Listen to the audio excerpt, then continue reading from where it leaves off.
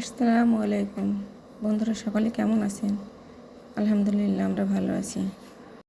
আজকে আমরা আপনাদের মাঝে খুবই মজাদার একটি মাছ ভাজা রেসিপি নিয়ে এসেছি। প্রথমে আমি 5টা মাছ নিয়েছি। মাছগুলোকে একটু চিড়ে চিড়ে দিয়েছি। দুই পাশে আমি ওইভাবে কেটে কেটে দিয়েছি মাছগুলো, যাতে মশলাগুলো ভালোভাবে মাছের ভিতরে ঢোকে। প্রথমে 1 চামচ ধনে বাটা, 1 চামচ রসুন বাটা, 1 চামচ পেঁয়াজ বাটা, হাফ চামচ আদা বাটা, হাফ চামচ জিরার গুঁড়া, 1 চামচ মরিচের গুঁড়া, আর ধনিয়া গুঁড়া হাফ চা চামচ, হলুদের গুঁড়া 1 চা চামচ, আর স্বাদ মতো লবণ দিচ্ছি। এগুলো সব একসাথে মেখে নেব। এর ভিতর আমি 1 চামচ পরিমাণ খাবার তেল দিয়ে দেব এর ভিতরে। তারপর এটাকে আমি আবার ভালো করে মেখে নেব। মশলাটা ভালো করে মাখা হয়ে গেলে এগুলো আমি মাছগুলোকে ভালো করে মেখে নেব। মাছের কাঁটাগুলোর ভিতরে ভালোভাবে মশলাগুলো ঢোকাতে হবে।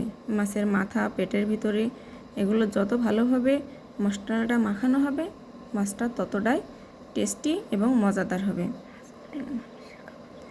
মাছে প্রচুর পরিমাণ আমিষ থাকে। এটা মানুষের জন্য খুবই উপকারী একটা খাবার। আমার মাছটা মাখা শেষ। এবার আমি এভাবে 10 মিনিট ম্যারিনেট করে মাছটা রেখে দেব। 10 মিনিট পরে ফিরে আসছি।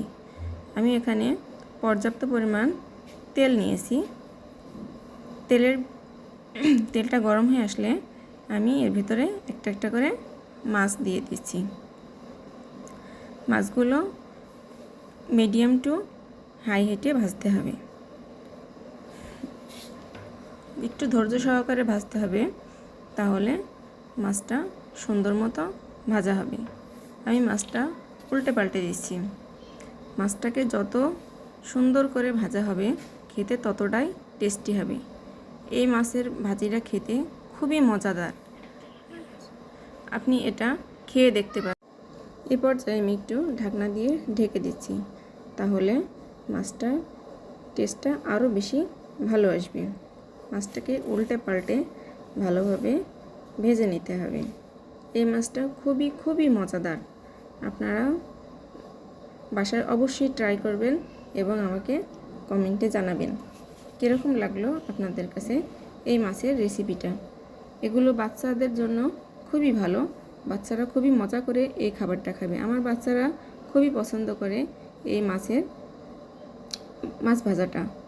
আপনারা অবশ্যই বাসায় ট্রাই করে দেখবেন আপনাদের কাছে কেমন লাগে এই মাছের রেসিপিটি।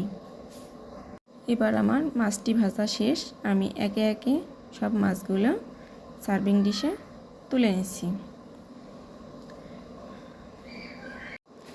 এই খাবারটা এতটাই মজা এবং মশমশা হবে যে খেতেই মন চাইবে। একবার খেলে বারবারই খেতে মন চাইবে।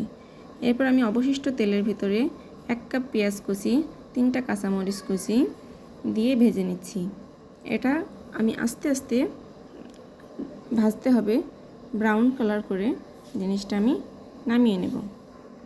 মাছ ভাজার সাথে এই বেরেস্তাটা একসাথে খেলে খুবই ভালো লাগে। গরম গরম ভাতের সাথে এই মাছ ভাজাটা খুবই মজা। আপনারা অবশ্যই এটা ট্রাই করে দেখবেন। আমার বেরেস্তাটা করা শেষ। এবার আমি পরিবেশন করে দেখাচ্ছি। আপনাদের যদি ভালো লাগে অবশ্যই লাইক, কমেন্ট, শেয়ার করবেন এবং আমাকে জানাবেন কেমন হয়েছে।